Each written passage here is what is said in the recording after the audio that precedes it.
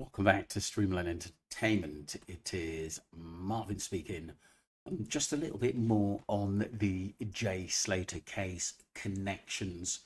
So it's a few times his name's been mentioned, Lewis Kennedy, and also connected to Rocky and Ayub. Is he a enforcer for them, aka Stabber? His nickname is at the end of the day, and obviously names like Jonathan A. Roman, who apparently owns the Airbnb and is sort of managed by his family, Lucy, Brandon, and then we have Chris T and Sluggy as well, and obviously Rachel Hargreaves, Debbie. I think they do all know each other.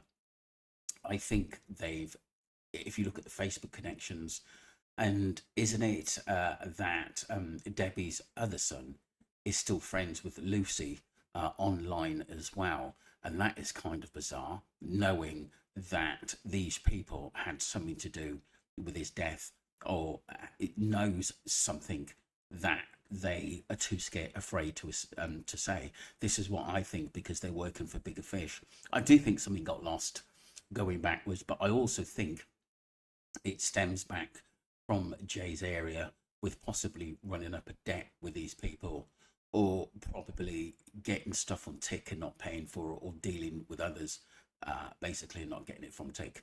In the UK, you could probably get away with it, and with a few slaps and stuff like that, because they certainly wouldn't try basically to kill you straight away. They just want you to make back that money and just keep an eye on you at the end of the day. But obviously in Tenerife, it seems a bit more crazier out there, Wild West, and you can get technically executions done out there, should I say.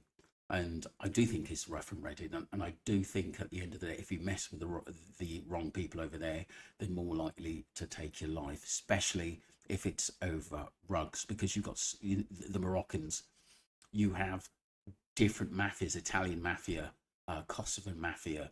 At the end of the day, do you know what I mean? You know, you've even got the Africans who are going over there as well, and basically from different parts of Africa, who are also running their own drugs operation by selling merchandise at the end of the day, which they make money out of, and then they want to basically then make money in the evenings. And these are the gangs that basically can rob you and attack you, because you know they have fleet of hand, should I say, and very assured in what they're doing and the expertise.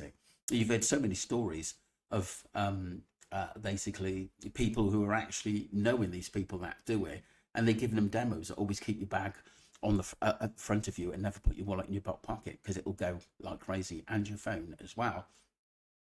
The amount of videos I've done on nick phones in Tenerife is just absolutely just gone through the roof at the end of it. And it's still going on now. At the end of it, there's still loads of new videos coming out on people, party goers, getting their phone where they feel relaxed and they're having a good time. They bump into someone, or and at the end of the, and next minute someone's got their wallet. But what they don't understand, these pickpocketers, is that people's life is on those phones.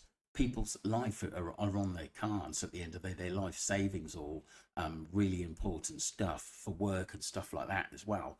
And this could cause chaos getting it all back at the end of the day, or retrieving stuff that someone else has got into, and you've got to change all your passwords and sort things out with your bank as money's being used. It's a hassle. It really is. And what if you need that money to pay rent when you got back from holiday? It's an absolutely nightmare experience if it happened to you. But like I said, I think one of the big questions, and I think it was Duncan who said something, why did basically Lewis Kennedy and Rocky turn up at the same time and all together and picked up at the airport? That was kind of odd, I thought, at the end of the day. Bit of a mission, should I say. It was though things were set in place in stone back home before it went to Tenerife, but they had to have certain people to do certain things at the end of the day. I do think it was gang related, and I do believe that beach footage where some of Jay's friends who did try to protect him, I think one of them was Brad, but I think there are others as well that don't want to basically tell the story. And don't forget the three boys, two dropped off, and Ali Harris was talking to one of them basically about the case, who was at the festival at the end of the day, and did say, Jay, go to the ground as well. But he was very, very careful in what he says, because he didn't want to implicate himself, which is fair enough at the end of the day, because we want everyone to be sort of safe and sound in this case. But like I said, people, I don't think it's over, and I do think that basically there'll be things that will come out every week or every couple of months in this case. And like I said, we have to air it, because like I said, we want to sort of young people to go out there, enjoy yourself. Don't lose your friends at the end of the day, but be careful of these people around you at the end of the day that were involved in the Jay Slater case at the end of the day, because they might have got away with this one, but at the end of the day, but will they get away with the next one? Because I do think it's all the way through the board, it's organised crime at its best at the end of the day. Do you know what I mean? And I think it's I think you can see it. I think you can see right through it now. For those who's looked into this case from day one, at the end of the day, I think it's basically much like the sleuths have said, like Wax and Duncan and Miranda. This case is weird. It's just so weird, because even now, nothing really makes sense in basically what we all think. And obviously we all think that basically the Jay Slater case was an accident at the end of the day, but people are actually saying, like Lewis Kennedy, prove it, Rocky, prove it, Aya, prove it at the end of the day, Lucy, prove it, Brandon, prove it at the end of the day, because they know that that basically, because of the big cover up, and the Guardia Civil are on their side, and the ladder as well, it just goes on and on. And then obviously you've got the plastic copper at the end of the day, reporter NWT, who I think was brought in basically to navigate this case somewhere else where we didn't want it to go. Don't forget, he was the one that originally sparked us all in the action to say that there's more to case. This is to do with drugs at the end of the day, and Jay going missing. At the end of the day, that was one of the reasons. I think he was told that, and I think he was very, very honest from the start, until I think he was told to get out there and scare off your basically putting the truth out there, and we don't want it put out there. I think that was a problem, and I think that's why basically they wanted him out of Tenerife, because he was talking too much and putting it out to the media to put himself back on the ladder, and for one of them to actually break the case. I think the early part of the Jay Slater case, I think a lot of things were true. I have thousands of messages, and some of them I couldn't keep because it was just too much information on my computer. Yes, and people say, but like I said, put it on hard drives and stuff like that. I also did have someone who was looking out at the Maruba, and realised that something dodgy was happening days and weeks before, because, like I said, he lives around about the harbour at the end of the day, and he said to me, look, something's weird is going on, I can't talk at the end of the day because people were watching me. It was very, very strange in the early days at the end of the day.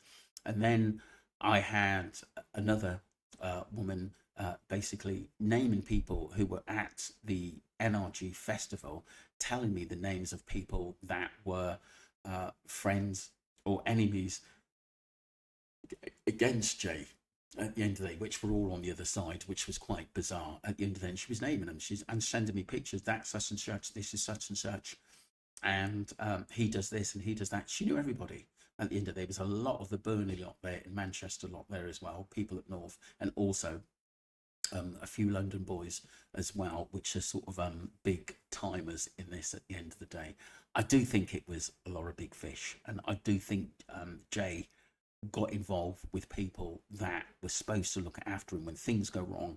I think they let him down at the end of the day. I think they let him down, and I don't think they cared in basically selling him down the river at the end of the day, because one of them had to go. I think it may have been four of them that made a mistake. I do think that Brandon was, because his brother's in a high position, he wasn't going to get done. I think Lucy's basically buddies with Brandon, and he's not going to see her get hurt because, like I said, she's probably cool with Brandon's brother. And then you've only got Brad, who's maybe mum knows Chris Tenerife, and that was one of the reasons why she basically Brad got out of it or basically got released. And Jay was the one that take the rap because no one basically really had his back. This is how I think it went down. Let me know what you think, people, and don't forget to subscribe to Streamline Entertainment. Thank you.